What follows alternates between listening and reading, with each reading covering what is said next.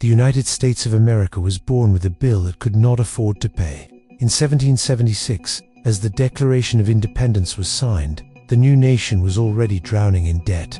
The Revolutionary War was a fight for freedom, but freedom had a price. Guns, ships, soldiers, food, ammunition, and almost all of it was paid for with borrowed money. By the war's end, the Continental Congress had issued more than $75 million in IOUs and borrowed heavily from France and the Netherlands. General George Washington had won independence, but the victory came wrapped in the chains of debt. By 1789, when the US Constitution took effect, that debt threatened the nation's survival. The young government struggled to establish credibility. Old war notes were worth almost nothing. Individual states were drowning in their own unpaid bills. Some leaders whispered a terrifying thought that the United States might crumble before it truly began. Then came Alexander Hamilton, the first Secretary of the Treasury. He implemented a daring solution. The federal government would take on all state. A national war debt, $79 million in total, and guaranteed repayment in full. Hamilton argued that a nation's real power was not gold in a vault, but trust in its promise to pay. His plan worked. Credit was restored. Loans began to flow again. America started building its future: roads, ports, trade, and industry, all financed by borrowing. But with every step forward, a dangerous idea took root. Borrowing could solve anything.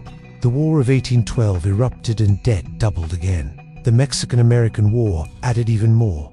Leaders comforted themselves with the belief that once peace returned, debt would shrink.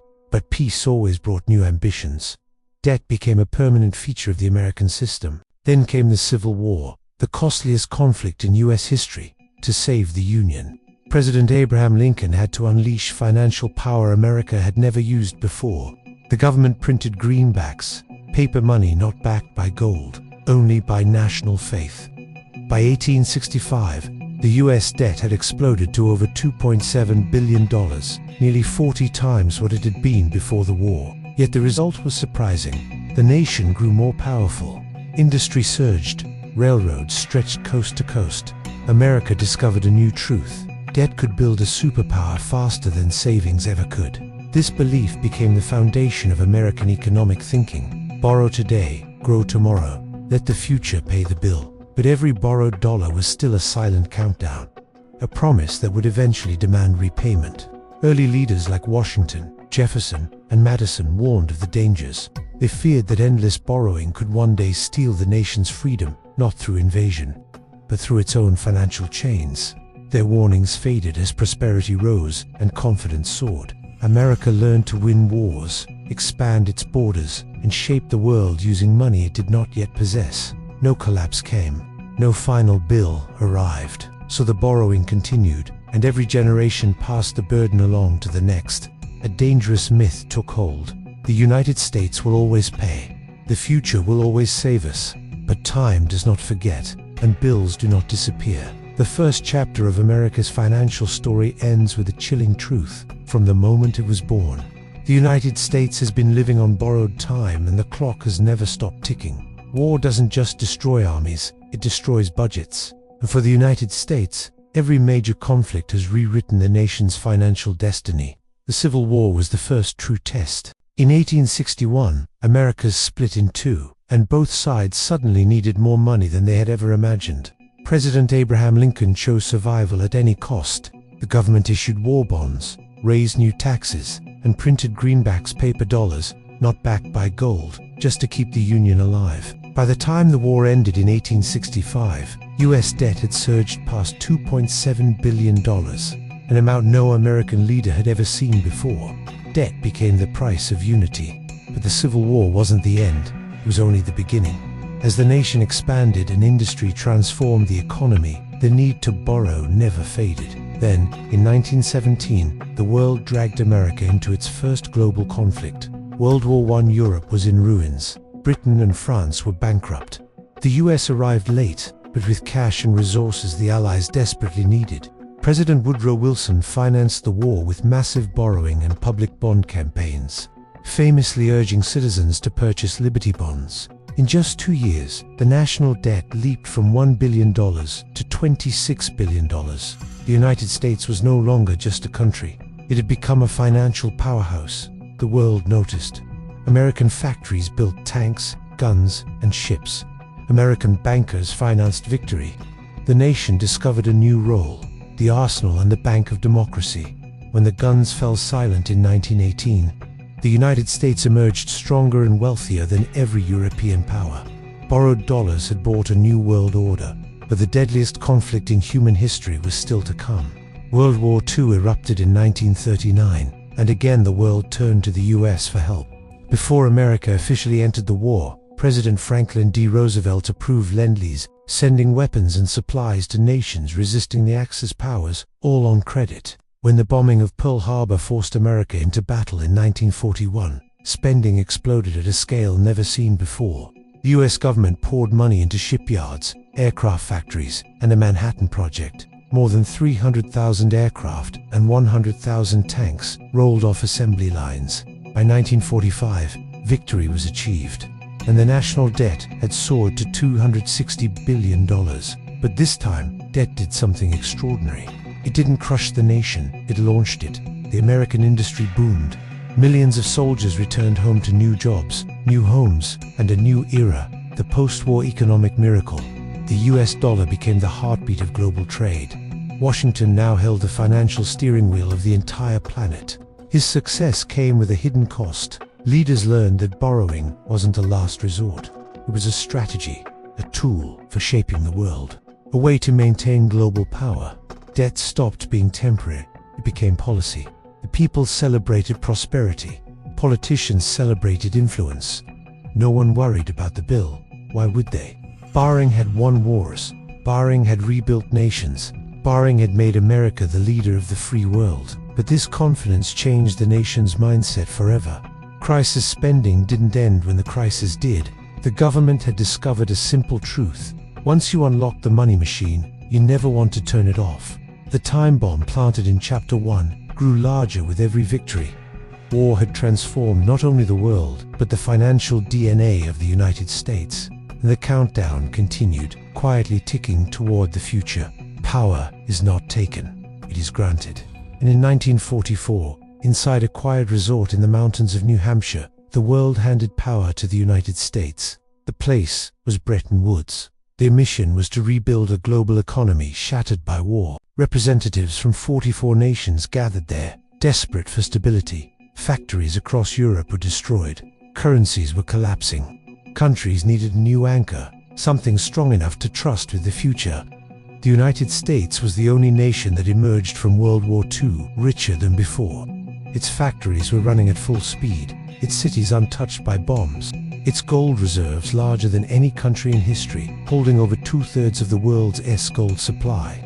America had what everyone else needed: wealth, production, and security. So the world made a decision that would shape the next century. They crowned the US dollar as the global reserve currency. From that moment, international trade, oil, investments, and national savings would be tied to the dollar. And to make the system trustworthy, America promised something bold. Any country holding US dollars could exchange them for gold at $35 an ounce. The dollar wasn't just paper, it was as good as gold, literally. This agreement rewired the global economy. Nations placed their trust, their fortune, and their future into America's hands. London, Paris, Tokyo, all now depended on US financial strength. The United States became the banker of the world.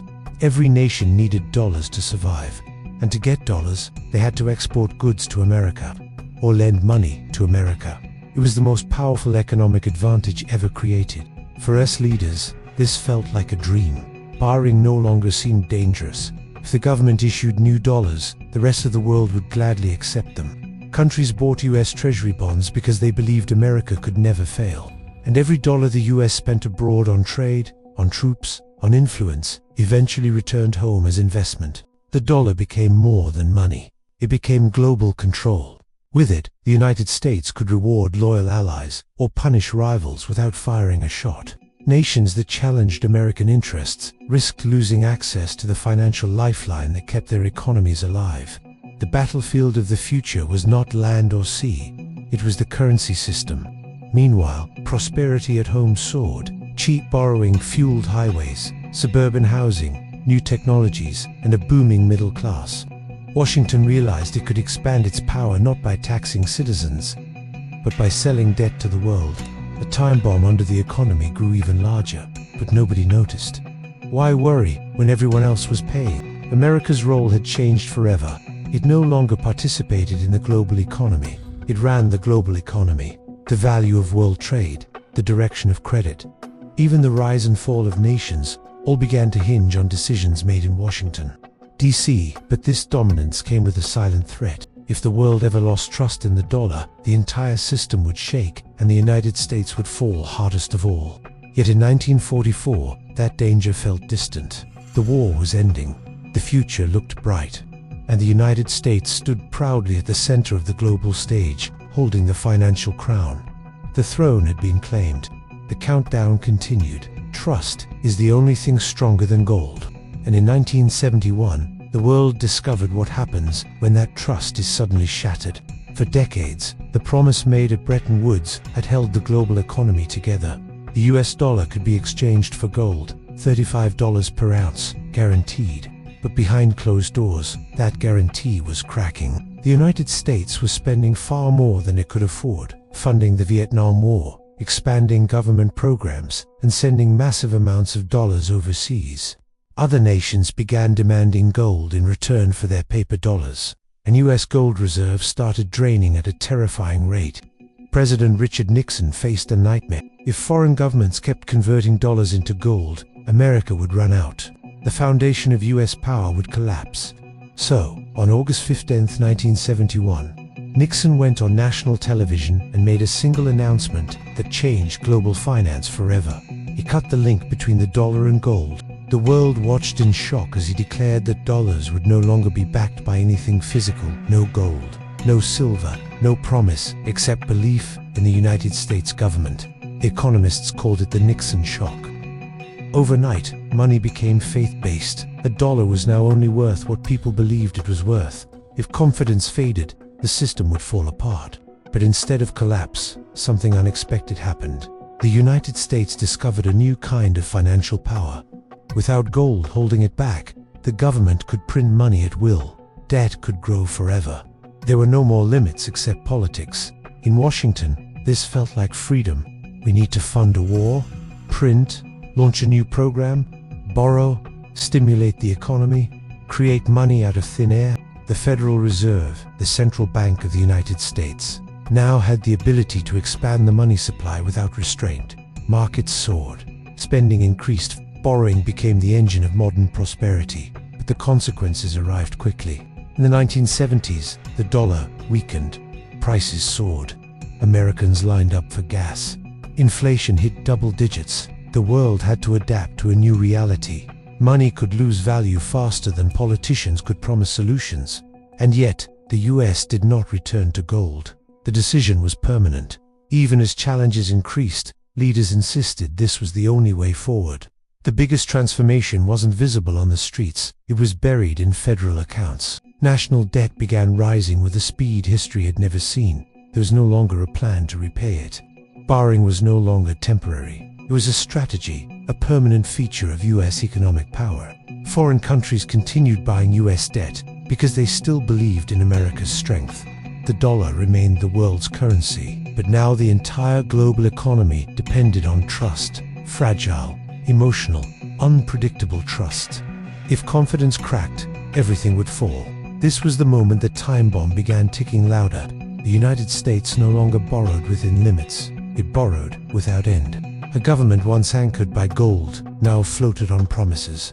The old rules of finance were dead. In their place stood a daring experiment: unlimited debt with no return plan. The golden age ended that night in 1971, and a new, dangerous future began, one where the value of money is only as stable as the world's belief in America. The promise was broken. The countdown continued. Prosperity can be a mask. And in the 1980s, America put on its brightest smile, while the debt beneath it grew darker than ever. The decade began with fear. Inflation was raging, interest rates hit 20%, and the economy felt stuck. Then came a new president with a bold promise, Ronald Reagan. He told the country that growth would solve everything: lower taxes, stronger military, more spending, more confidence. It was a message people desperately wanted to believe. So Washington made a gamble. In 1981, Reagan launched the largest tax cuts in US history. The government's income plunged. At the same time, he began a massive military buildup to challenge the Soviet Union, thousands of new missiles, high-tech weapons, and a vision called the Strategic Defense Initiative, often called Star Wars. America was preparing to win the Cold War at any cost, and that cost was borrowed. The national debt exploded. In 1980, the United States owed $908 billion. By 1988, it had soared beyond $2.6 trillion. Yet, voters didn't complain. Why would they? The stock market surged, jobs returned, wages grew, the American dream was back. Politicians noticed something dangerous. Voters love spending and hate responsibility. The era of budget discipline was over. Wall Street celebrated the new system. Cheap borrowing meant bigger deals, bigger profits, and bigger risk-taking. Finance became the beating heart of the economy. Corporations used debt to grow. Investors turned speculation into a lifestyle. Debt wasn't a burden anymore, it was the fuel of the future. But beneath the excitement, something critical changed. The mindset. The United States stopped thinking about tomorrow. Short-term gain replaced long-term safety. Every president after Reagan, Republican and Democrat, followed the same path: cut taxes, raise spending, and borrow the rest. The new belief was simple: deficits don't matter. CRIP became a national addiction. Loans for homes, loans for cars, loans for businesses, loans for the government itself. Every part of the economy leaned on borrowed money. The financial system grew taller, but the foundation grew thinner. Even as the Cold War ended in 1991, with the United States victorious, the borrowing never slowed. Leaders told themselves the debt would be paid later, in a stronger future, but the future never came. Every time the economy showed weakness, the solution was the same: borrow more. The time bomb buried in America's finances kept expanding silently. Meanwhile, Wall Street's new power created a divide. The rich got richer faster than ever. Corporate profits soared, but many workers watched their factories close as companies moved jobs overseas. Growth was real, but uneven, and Washington kept pretending everything was fine. The illusion of endless prosperity was complete. Booming markets, cheap credit, and a belief that nothing could ever go wrong. The United States had built a financial empire on a foundation of debt, and no one wanted to look down. But illusions eventually break. And as the 20th century neared its end, warning signs emerged. Banks took bigger risks. Consumers borrowed more than they earned. The government stopped even pretending it would balance the books. The countdown continued, ticking louder with every borrowed dollar. The prosperity of the 1980s didn't fix America's future. Sold it. Money moves the world. But in 2008, the world discovered what happens when money itself collapses. It began with a lie: the belief that housing prices could only rise. Banks sold risky mortgages to anyone who asked. People bought homes they could not afford. Wall Street turned those mortgages into complex financial products called mortgage-backed securities and credit default swaps. They were marketed as safe. They were anything but. By 2007, the foundation was cracking. Homeowners started defaulting. Prices crashed. Loans turned toxic. The US financial system, built on layers of borrowed money, began to implode. In September 2008, investment giant Lehman Brothers collapsed, the largest bankruptcy in American history. Panic swept across the globe. Stocks plunged.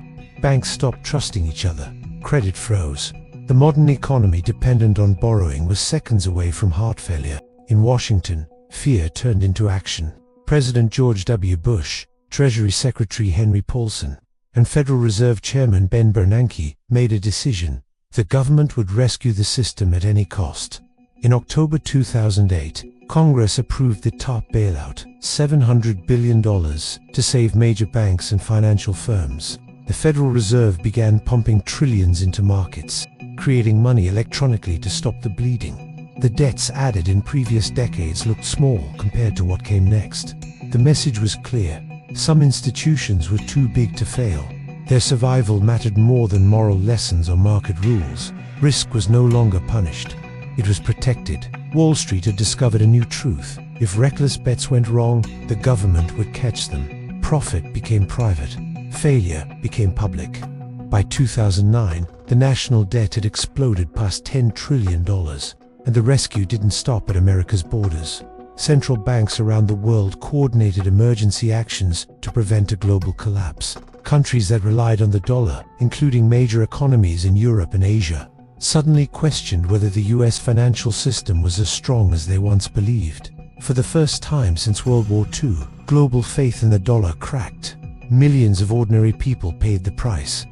Jobs vanished, homes were lost, savings disappeared. Families were forced to rebuild from nothing, while the financial giants they trusted received billions in aid. Confidence in government and markets was shaken to the core. The recovery that followed was cold and strange. Interest rates were slashed near zero. The Fed launched quantitative easing, printing money to boost markets. Stock prices surged again. Wealth returned, but mostly for those who had plenty to begin with. Inequality widened. The real economy felt weaker than ever, even as financial numbers hit record highs. Underneath that apparent success was a dangerous shift. America learned that the solution to any crisis, even one caused by too much debt, was simply more debt. The time bomb under the economy accelerated. Trillions were added overnight. Nobody knew what would happen when the next crisis arrived. 2008 proved one thing: if the system ever truly falls, the consequences will reach every corner of the world. The countdown kept ticking, now faster than ever, and the future was growing more fragile each day. Crisis forces choices, and in 2020, the United States made a choice that would change its economic future forever. A microscopic enemy, COVID-19, brought the world to a standstill. Cities shut down, businesses went dark, millions of workers lost their income overnight. The US economy was in free fall. The only way to keep the country alive was to spend. Washington reacted faster than ever before. Under President Donald Trump, the government unleashed massive rescue packages, including the CARES Act, passed in March 2020, worth more than $2 trillion. Stimulus checks were mailed to households. Expanded unemployment benefits reached millions. Businesses received emergency loans known as PPP to prevent mass closures. The Federal Reserve slashed interest rates to zero and began printing trillions of new dollars to stabilize markets. It didn't stop there. Under President Joe Biden, a new round of stimulus, the American Rescue Plan, added nearly $2 trillion more in 2021. In just 2 years, the national debt jumped from around $23 trillion to over $30 trillion, the fastest increase in American history. Money flooded every corner of the financial system, and for a moment, it worked. Stocks soared, savings rose. The government had done the impossible. It stopped an economic collapse with borrowed dollars, but there was a price, a hidden one. Global supply chains, the fragile networks that move food, fuel and goods around the world, broke apart. Factories in Asia closed. Shipping stalled. Shortages spread. Too much money chased too few products. And by 2022, inflation exploded to its highest level in 40 years. Groceries, rent, and gasoline became painfully expensive. Families felt the pressure in every store aisle. A rescue became a burden. The crisis also revealed a new dependency. Every time the economy stumbled, Washington responded with emergency spending bailouts, stimulus, printed money, and more debt. It started with the 2008 financial crash. COVID locked it in permanently. What used to be rare became routine. Politicians learned that borrowing could fix any problem, at least temporarily. The public expected help. Businesses expected help. Wall Street expected help. The cycle became unstoppable. Meanwhile, something dangerous shifted beneath the surface. The government now owed more than the country produced in an entire year. Interest payments, the cost of past borrowing, began rising fast, taking money away from schools, roads, and healthcare. Foreign lenders questioned whether the US could control its own budget. The dollar remained strong, but global confidence was bruised. America had become more fragile and more dependent on debt than ever before. Leaders insisted everything was under control. They argued the crisis justified the cost. And they were right about one thing: without emergency borrowing, millions would have fallen into poverty. But the bill did not disappear. It simply moved into the future. The time bomb beneath the American economy grew massive during COVID, and the ticking grew louder. When the pandemic eased, the spending should have slowed. But it didn't. The country had crossed a line. Borrowing was no longer an exception. It was the plan. The question now wasn't whether the United States could afford its future. It was whether the future could afford the United States. Debt is a chain. Interest is the weight attached to it. And today, that weight is growing faster than anyone expected. For decades, the United States enjoyed a world of low interest rates. Borrowing felt cheap, even safe. But when inflation surged after COVID, the Federal Reserve did the only thing it could. It raised rates. Suddenly, the debt America already owed tens of trillions became far more expensive to carry. This wasn't about new spending. This was the cost of yesterday's spending. The government now had to borrow more money just to pay the interest on old money. It sounds impossible, but it's today's reality. Every time the US rolls over its old debt, it has to pay higher interest, the same way a family refinancing a mortgage can end up losing their home. But this isn't one home, it's the world's largest economy. Interest payments began to climb into the hundreds of billions of dollars every single year. They rose so fast that they overtook the budgets for crucial areas like education, infrastructure, and even national defense. The United States found itself stuck in a financial loop. Borrow gives grow, the debt gives pay, more interest gives borrow again. There is no off switch. Most citizens never see this happening. They don't get a bill in the mail labeled national debt, but they pay it anyway. Every dollar the government uses to service debt is a dollar not invested in the public. That means higher taxes, worse services, and less security. Interest becomes a silent tax, a drain on the nation's future, paid by people who never approved the spending. Foreign governments see the danger. Nations like China and Japan, two of the largest holders of US Treasury bonds, have begun reducing their purchases. They are shifting towards safer or more strategic assets. Trust, once automatic, is now conditional. The world's faith in the dollar, a faith built at Bretton Woods, is being tested like never before. History gives a warning. Great empires rarely fall from invasion. They collapse from debt. Ancient Rome drowned in the cost of its armies. The Spanish Empire defaulted again and again as silver ran dry. The British Empire lost its global financial crown after World War II when borrowing finally exceeded strength. Every superpower believed it was untouchable, until interest proved otherwise. The United States is now facing the same threat.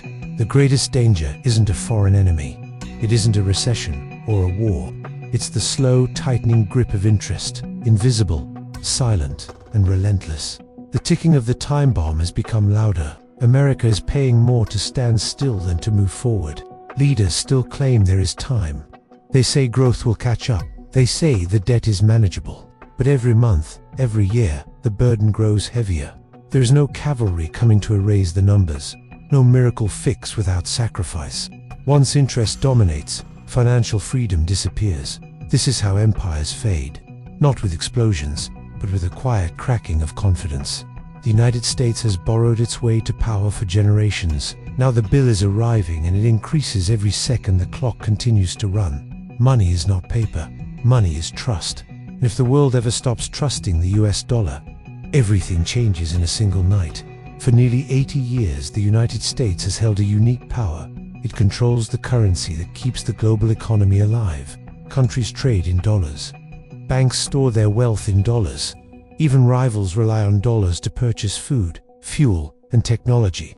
But that power is built on a promise that the United States will always pay its debts, and that the dollar will always hold its value. Today, that promise looks fragile. America now owes more money than its economy produces in an entire year. The national debt is so large that future generations are already trapped. Economists warn of a point of no return, a moment when debt grows faster than the economy can ever repay it. When that moment arrives, confidence fades. And when confidence fades, money dies. Meanwhile, powerful nations are preparing for a world where the dollar no longer dominates. China has spent years building new trade routes and pushing its currency. The yuan as an alternative for international commerce.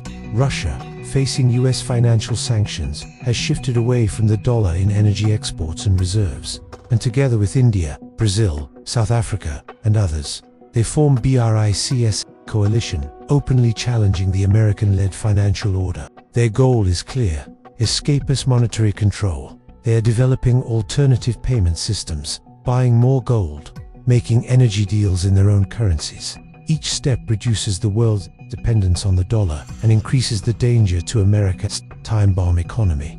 If the world stops trusting the US dollar, it would not be slow, it would be sudden.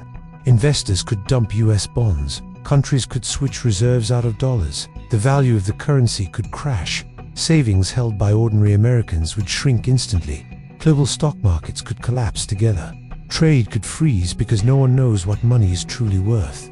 A crisis like this wouldn't stop at US borders, it would hit every nation that relies on dollar stability, and that is nearly all of them. History shows that financial power is the real throne of empires. When Britain lost dominance after World War II, the world did not collapse, it simply moved its trust to the United States. But if trust in the dollar fails, there is no ready replacement of equal strength.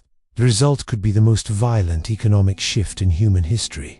American leaders assure the world there is nothing to fear. They argue the dollar is strong, the economy is powerful, and the nation will always meet its obligations. And so far, the world believes them. But belief has limits. The higher the debt climbs, the faster doubt spreads. Foreign lenders already watch nervously. Markets whisper warnings that politicians refuse to hear. For generations, the US has controlled the global system by controlling the global currency. But dominance is a fragile gift. Once lost, it rarely returns. The countdown keeps ticking, and every second depends on one thing. The world must never stop believing in the dollar, because if trust breaks, the shock will be global. Someone always pays the bill. And now, after 2 centuries of borrowing, the United States must face the most difficult question of all: who pays when the future arrives? For decades, the government has promised prosperity without sacrifice, more benefits, lower taxes, endless growth. But behind every promise was a lone sign, not by the politicians who spent the money, but by the people who lived with the consequences. Those consequences are here. Inflation eats away at every paycheck. A dollar buys less each year. Families stretch budgets just to afford groceries, gasoline, and rent. Savings lose value. Retirement feels uncertain. The financial pain does not strike Wall Street first, it strikes the middle class. Every citizen becomes an unwilling participant in the repayment of a debt they never agreed to.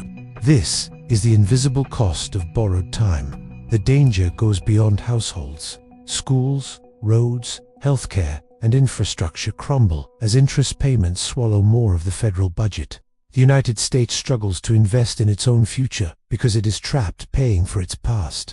As debt rises, trust falls, and trust is the one thing a currency cannot survive without. Meanwhile, the rest of the world prepares for change. Nations explore new alliances, new payment systems, and new reserve currencies. BRICS expands, gold reserves increase, and digital currencies emerge. These moves signal a future where global finance may no longer revolve around the US dollar. For the first time since 1944, major economies are imagining a world in which America is not at the center. If that day comes, the effects will be swift and brutal. Borrowing costs would skyrocket. The US might no longer afford its military dominance. Imports would become unbearably expensive. The standard of living, once the envy of the world, could collapse. Power doesn't fade gently. It falls like a tower whose foundation has rotted unseen. Politicians still insist everything will work out. They argue the economy is strong enough to grow past its debts. They promise innovation will save the day. And maybe it could. America still leads the world in technology, education, and entrepreneurial spirit. There is a path to stability, one that demands discipline, tough decisions, and a recognition that debt cannot rise forever. But that path grows narrower each year. The longer action is delayed, the more painful the solution becomes. The time bomb buried under the American economy has been ticking since the Revolution. It accelerated in war. It grew under prosperity. It sped up in crisis. Now, the sound is undeniable. This story ends with a choice. The United States can confront its debt, restore discipline, and protect the future, or it can continue pretending that borrowed time lasts forever. Empires don't fall because they are defeated. They fall because they are unprepared. The final lines of this documentary are not prophecy. They're a warning. The greatest economy in history was built on borrowed time. The question that remains is simple. Who will pay when that time finally runs out?